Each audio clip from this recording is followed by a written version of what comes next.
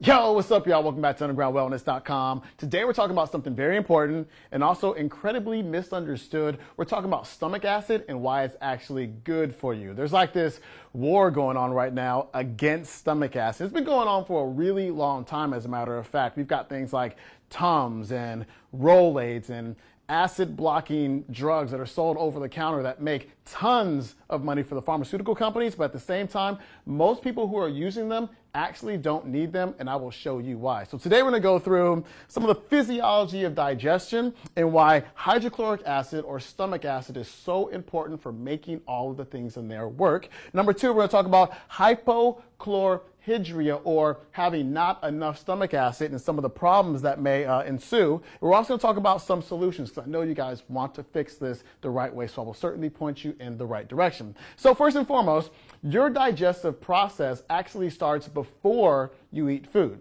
It actually starts when you start thinking about food, when you smell food. Your brain starts sending out signals saying, okay, food is on the way. Let's get this digestive process humming along. Let's increase the secretion of gastric juices, and let's also increase the production of hydrochloric acid or stomach acid. And so it's doing this in anticipation of the meal that you're going to eat. So you eat that meal, and for this example, we'll say there's proteins, there's fats, and there's carbohydrates in that meal. So you eat that meal, you put it in your mouth, you chew it. Chewing is so incredibly important. Your teeth are actually part of your digestive system, responsible for breaking down that food into small little parts so your stomach can better break them down. So that food, when you swallow it, it goes down this tunnel called your esophagus, and that's going to lead to your stomach. Now, as it goes through the esophagus, it's going to bump into something. It's going to bump into this valve, we'll call it, and it's called the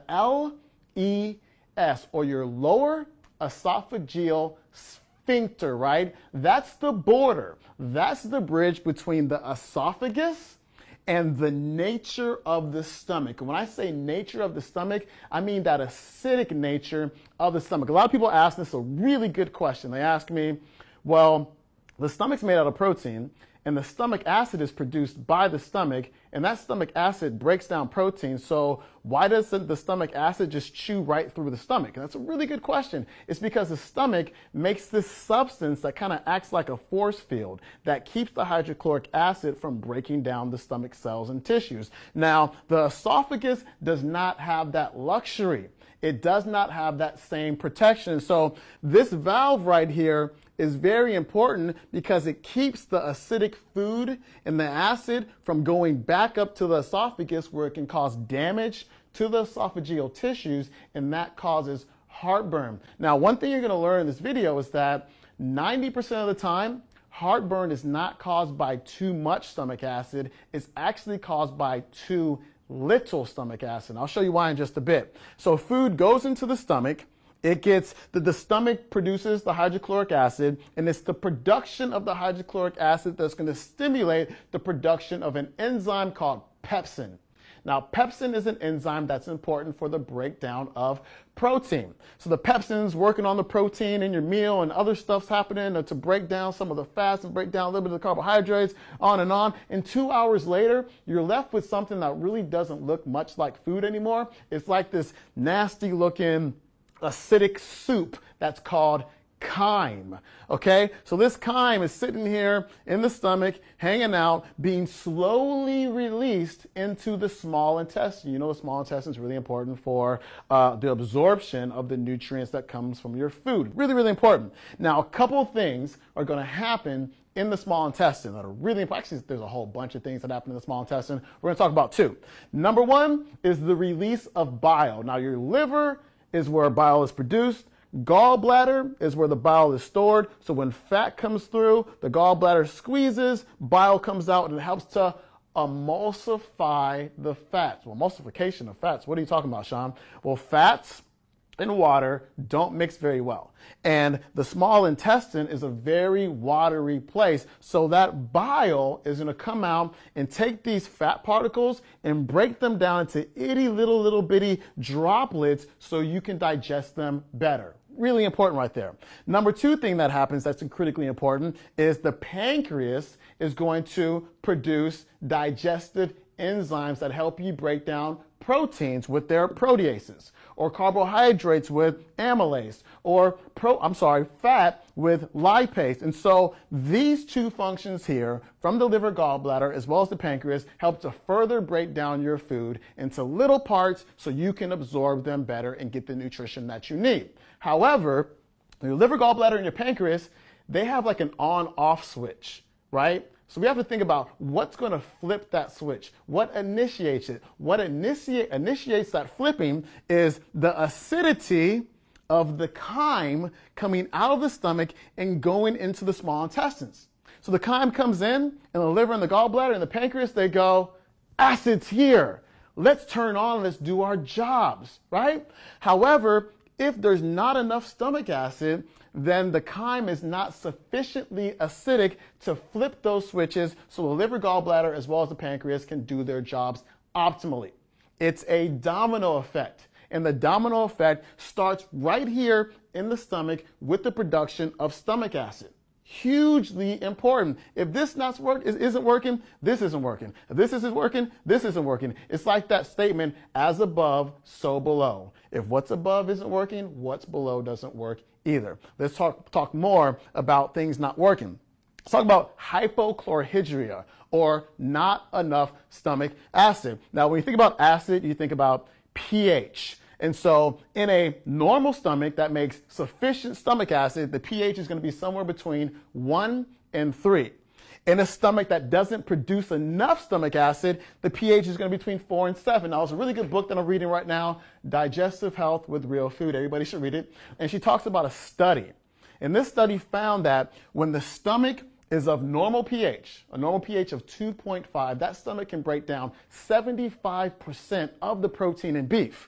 When the stomach pH is too high because there's not enough acid there, let's say it's a 5, then it can only break down 25% of the protein in beef. Now think about this. I used to be a consultant. I used to do health coaching. I used to work with some vegetarian clients, and I would ask them, hey, why'd you go vegetarian? And they would say, well, whenever I ate meat, I just felt disgusting. I felt like that meat was just sitting in my stomach. Now, for a lot of them, as well as some of the people who weren't vegetarian who had this issue, it wasn't a problem with the meat. It was a problem with the production of the hydrochloric acid in the stomach. So we want to get to the root cause. We just don't want to say, hey, just pull all the meat out of the diet. There's too much nutrition there that you're going to be missing from now on. Let's fix the problem, which is the hydrochloric acid. Huge. So, protein. If you don't have enough hydrochloric acid, you can't initiate the production or sufficient production of pepsin, which means you can't break down your proteins properly. Proteins, as you know, break down, when broken down properly, into amino acids as well as peptides. Now, if you've got insomnia, anxiety, depression, you're having a hard time building muscle even, forgetfulness, brain fog issues, listen up. Because the protein, again, turns into amino acids. The amino acids are the precursors to neurotransmitters, which are very important for your brain health. For example, L-tryptophan is an amino acid that comes from protein. L-tryptophan is the precursor to serotonin, which is responsible for having like a really happy mood, being nice and calm and relaxed. Serotonin is the precursor to melatonin, which is a hormone responsible for proper sleep, getting you to sleep on time. But if you don't have your amino acids, because you're not breaking down your proteins properly, you're going to have neurotransmitter deficiencies. And where does that domino effect lead back to? It can lead back to not enough acid in the stomach. You're probably looking at my shirt. If you're a bodybuilder, you're probably snickering at my shirt right now. However, if you want to put on muscle, you need your proteins to break down properly in order to have the protein, the amino acids, and the peptides to build up your muscle tissue. If you don't have enough hydrochloric acid, this isn't going to happen. You're not going to build muscle. I feel like I'm a broken record right now. Let's talk about fat absorption. We kind of covered this already, but if the chyme coming out of the stomach is not sufficiently acidic, the liver gallbladder does not function properly, which means the bile cannot emulsify your fats, which also means that the pancreas can't release the proper amount of lipases to break down fats. Now you've got fatty acid deficiencies. You've got deficiencies in your omega-6 fats. You've got problems with your fat-soluble vitamins, A, D, E, and K. On and on. Not a good thing because you need your fats. They're incredibly important. Next up, infections. Now, you eat food And there may be parasites on your food. There may be bacteria on your food. Do you know what protects them or protects you from those things like taking over your body?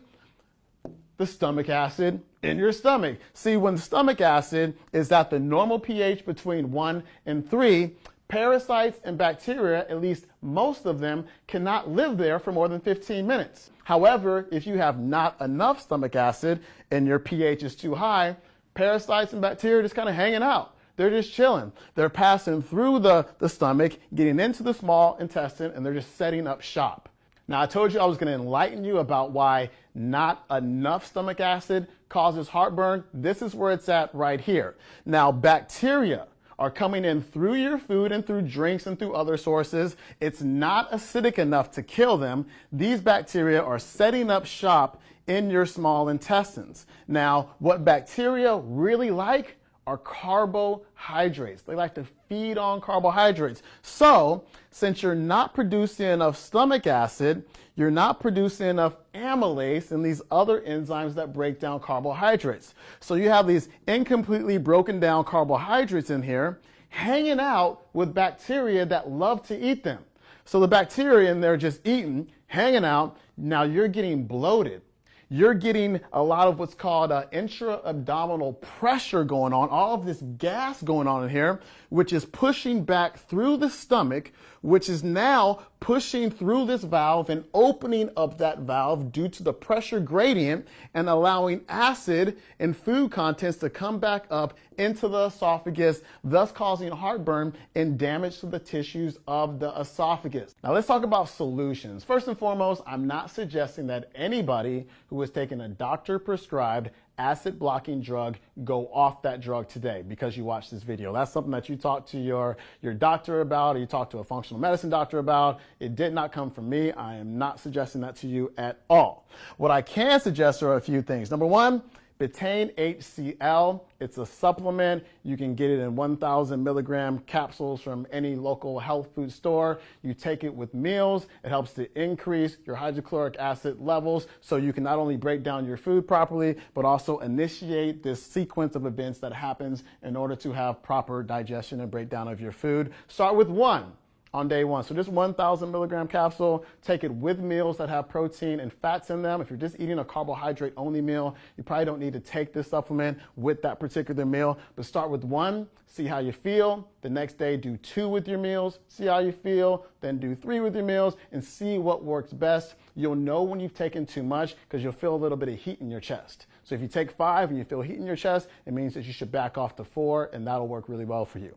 Another one is bitters, and specifically one that you'll find is Swedish bitters. You take that about 15 minutes before your meals. It helps to initiate the proper production of hydrochloric acid in the stomach. A lot of people swear by that. Apple cider vinegar, lemon juice, as well as lime juice, 2 tablespoons. Mix it in about 6 ounces of water. Drink that about 15 minutes before meals. Again, that's going to initiate hydrochloric acid production. And then lastly, get tested for H. pylori. We've had videos about this and radio shows about it in the past. H. pylori is a bacterial infection that 50% of the world's population has. And what H. pylori actually does is it attacks the cells in the stomach that produce stomach acid. So if those cells are being attacked by the H. pylori, then of course you're going to have low stomach acid levels. And H. pylori can be some very serious stuff. You can get stomach cancer because of H. pylori. And so be on the lookout for that. Get tested. Again, get with your medical doctor, get with a functional medicine practitioner, a functional diagnostic nutrition practitioner, somebody who knows what they're doing in order to help you figure this out. Because again, it's that first domino that can cause all kind of not so good stuff, from depression to anxiety to heartburn to bacterial overgrowth to parasitic infections to fat deficiencies to protein deficiencies to the inability to put on muscle, the inability to go to sleep, on and on and on and on. Stomach acid is not something to be at war with. It is your friend, as you learned in this video. So pass this information along to your friends. Tell them to go to undergroundwellness.com and read my blogs and check out the podcast as well. You can pick up the first chapter of my ebook, The Dark Side of Fat Loss, at freedarksidechapter.com, and go out and get this book, Digestive Health with Real Food, by my friend Aglay Jacob. I'm out of here. Peace.